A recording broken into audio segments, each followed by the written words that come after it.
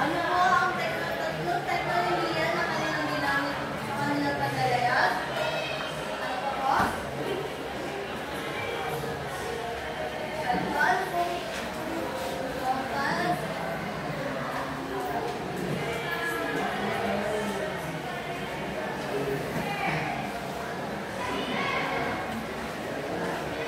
Sino po ang tutulong kay J-Mart? May dalawa pa po? Yes, sir.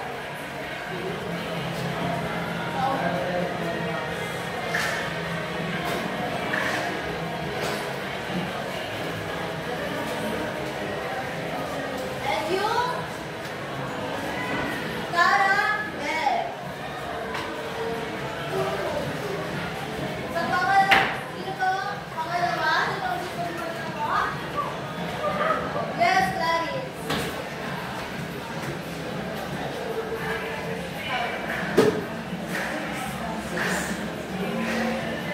Number 6. Ano po ang kahulugan ng tatlong Philippines? Philippines po.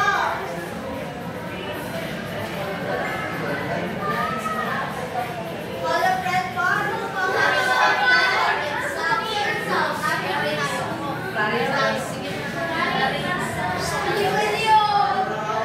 Tayo na lang po, para walang away. Sino na una na?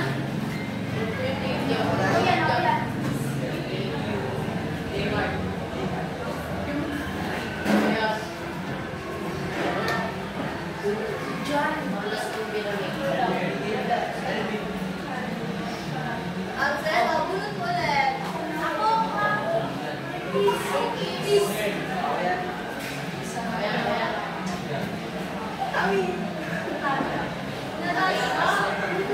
Asan po? Okay po. Ano po? Tatlo? Okay po.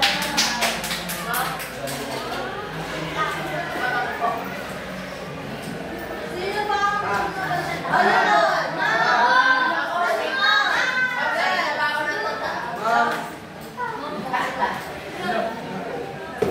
Number 2?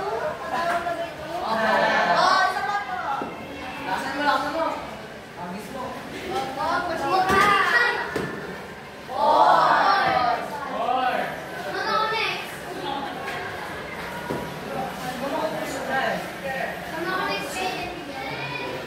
Sino po ang manlalakbay na nakarating sa Asya at nakalimbag ng libro ay saan ang kagandahan at yaman nito?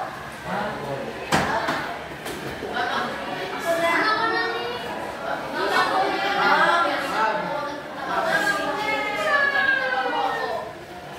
na. And last na lang po. Wala na po tanong. Tatlong tanong lang po ay tatlong bonus lang. Pangalawang activity na lang. Kayo, tunay na nakita ko na may natutunan kayo sa ating aralin na nakaraan. Kung kaya't, bago tayo tumungo sa susunod na ating talakayan, ay magkakaroon po tayo ng aktibidad na balik-alala or memorization game. Ang klase ay hati ito po sa dalawang grupo. Ito po ang unang pangkat, ito po, tatlo, babae. Unang pangkat. Pangalawa po yung dalawang babae dito sa kayo. Ang mechanics lang po ito ay magpa-flash po ako ng mga words of script na kung saan na may kinalaman sa ating aralin. May mga number po ang ating mga box yan. Dapat po sunod na magiging salita na hanap nyo. Pwede po magsama-sama ang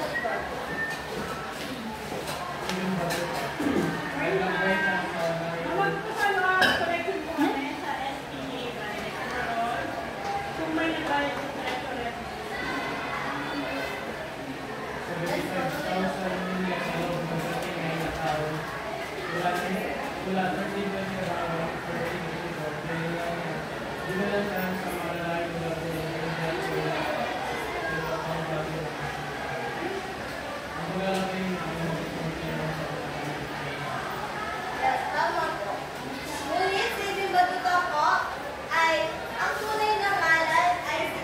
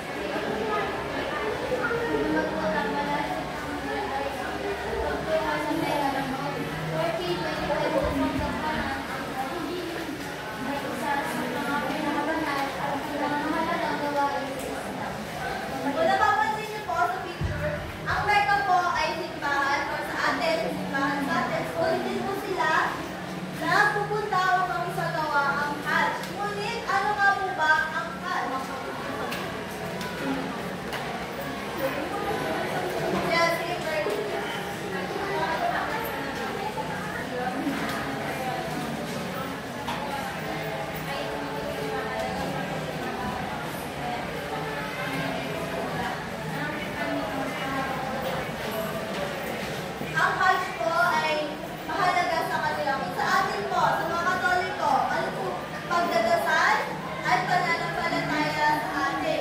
Sa kanila rin po ay merong paniniwala. At yun po ang unang ginawa ni Ibn Battuta upang isagawa niya ang kanyang paglalakbay na humantong sa malawakan or ilang taon niya paglalakbay sa iba't ibang bansa. Ayan po, pangalawa, share.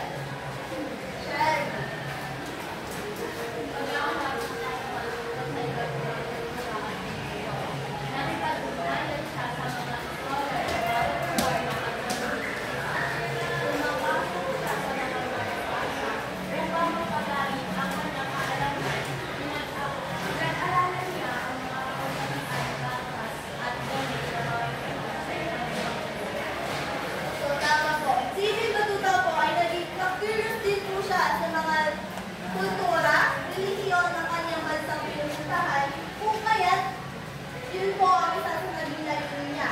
At isa pa po doon, pumasok siya sa madrasa. Ito po ay isang paaralan na kanyang pinuntahan. At dito din po nalaman niya ang tatlong batas, kaugalian ng mga tao sa kanyang mga bansang pinuntahan. Ano po? Yes, naman.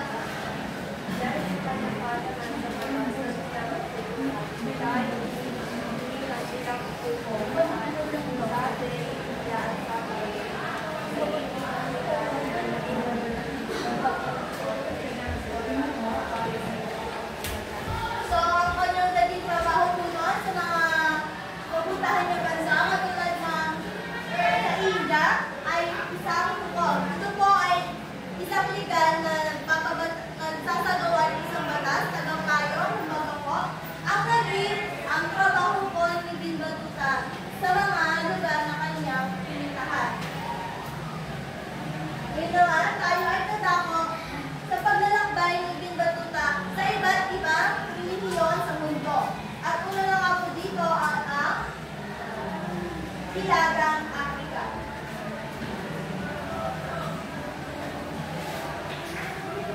Yes po. Kim?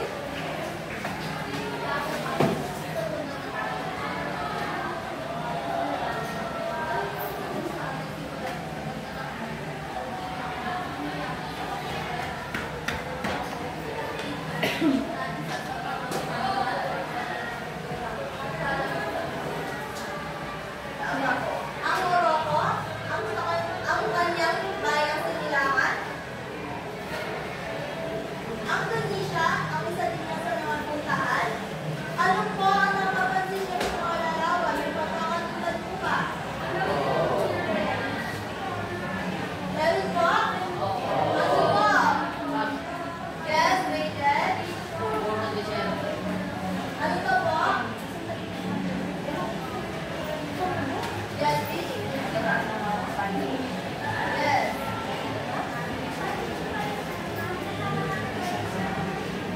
Tama po. Ang tatlong bansa na yan, pinamasan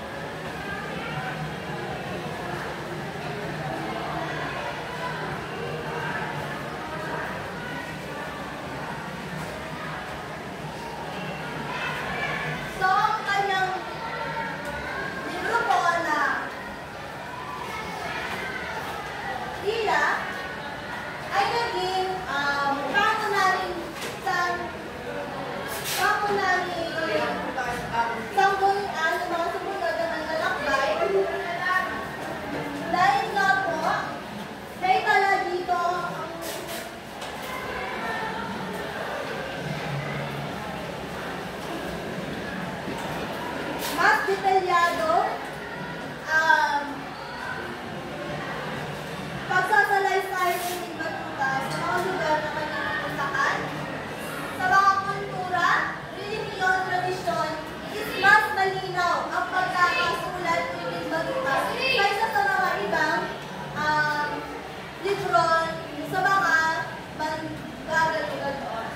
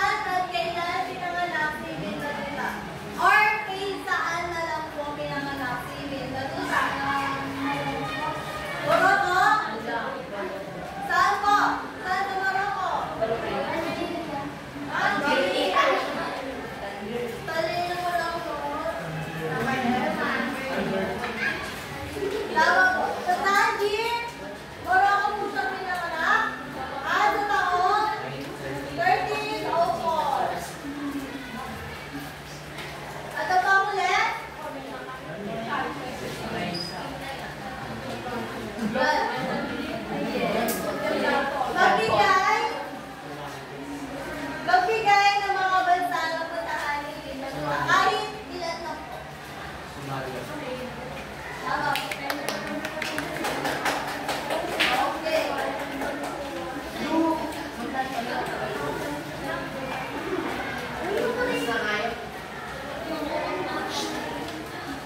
At sa inyo magiging kaptamalan is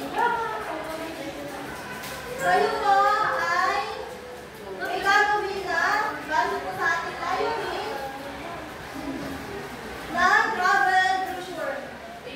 Group po ito. Ano kayo ng group?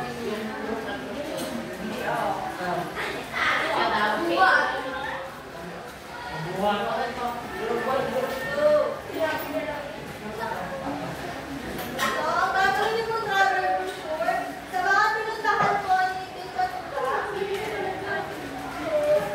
kailangan po makikita doon ang kanilang kultura, relihiyon,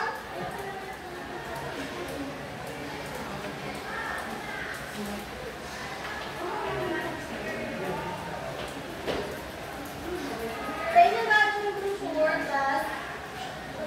dapat po sa mga napuntahan, hindi gagutan lamang po kayo kukuha ng inyong ipapasa ng travel brochure.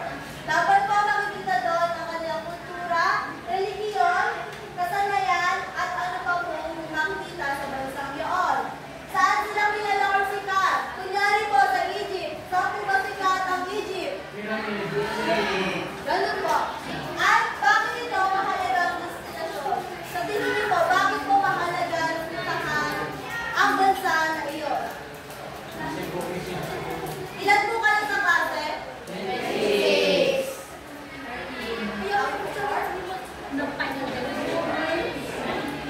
May dalawang grupo po ang mag-cinema.